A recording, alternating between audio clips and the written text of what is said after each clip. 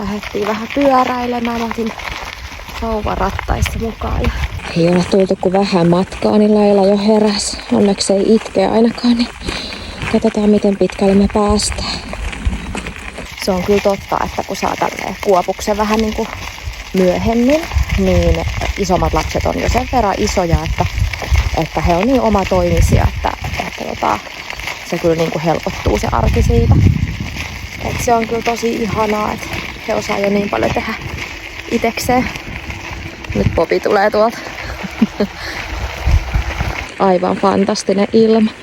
Täällä on niin lämmin, musta tuntuu, että ei pitäisi olla takkiikaa päällä täällä ollenkaan. Ihan liikaa päällä. Ai vitsi, täällä on niin mielettömiä tällaisia piilopirttejä. Siis mä niin rakastan tällaisia todella niinku vanhoja, pieniä, punaisia tai ihan minkä vaan värisiä mökkejä. Siis ne on niin jotenkin siis niinku tulee mieleen semmonen niinku lapsuuden mummola. Ja sit joskus kun mä oon sanonut Bobille, että ai että kato tota ihanaa ränsistynyttä taloa, että vitsi kun ois tommonen. Sit se on silleen, että anteeksi mitä? Se ei ihan ymmärrä tätä suomalaista unelmaa. Onks teillä, haluatteko te muumipatukka? Joo. Yksi jokaiselle. Aika hyvä.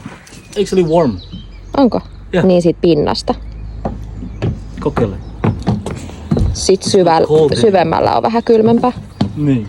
This one is Me lähdetään rullailemaan takas kotiin päin. Ihana kun olit katsomassa videota. Ja kommentoi alas, mikä on sun tai teidän lempijuttu tehdä yhdessä kesällä. Ois ihana kuulla. Kiva kun katsoit. Moikka!